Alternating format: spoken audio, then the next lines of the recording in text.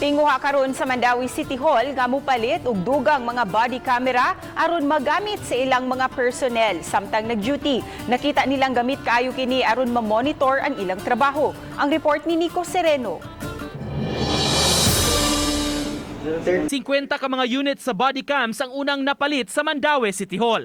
30 niini gitagana alang sa mga traffic enforcers ug personnel sa team, samtang ang 20 kabuok tua sa disaster ug emergency responders. Ang mga nahatagan niini required nga i-clip sa ilang uniform o gidili ang pagpaong samtang naka-duty. Nakita sa syudad, gamit kaayo kini sa paghimo sa ilang trabaho. Ang gitagaan og body cam kanang mga lugar nga heavy traffic sa main thoroughfare mo atong i-priority. Gamit kay naay mga kanang na-apprehend nato nga violators nga mamakak. Kada human sa shift sa personnel, i-turn over ang unit sa body cam aron ma-upload ang contents niini. So far, wala pa. Papay mga reklamo, wala pa yung mga specific nga ilang body cam.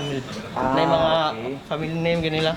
Labi na sa mga dunay question sa pamaagi sa pagtratar ug pag-apprehend sa usa ka enforcer kanila, mamahimong muhangyo nga ma-preview sa ilang opisina ang kuha sa body cam. Aminado hinuon ang mga opisyales, dili pa maapuran karon ang mga personnel tanan, apan plano nila punan ang pag-purchase sa mga units aron mas daghan ang magamit. Lesson no kani bitawng kutong nga mga personnel kay ang personnel nga nibadikam ma-record man gid niya every day ang iyahang transactions with the clients sa kadalanan.